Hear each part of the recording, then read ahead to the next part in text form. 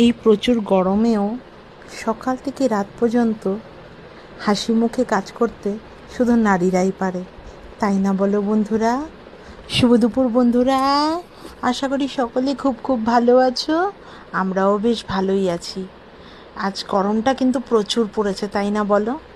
তো গরম পড়লেও রান্নাবান্না তো করতেই হবে।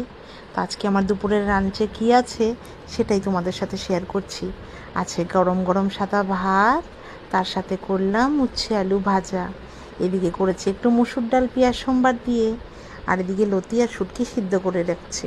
এদিকে একটু নিরামিষ তরকারি কেটে ধুয়ে রাখলাম, এটা বসিয়ে দিব এখন। আমার লতিটাও অলমোস্ট হয়ে গেছে। আমার মতন লতি কার কার পছন্দ নিশ্চয়ই জানাবে। আর এমন করে কে কে বানাও, একদম কড়াইয়ের সাথে একটু পোড়া পোড়া লতি, আমার এটা খুব পছন্দের জানো।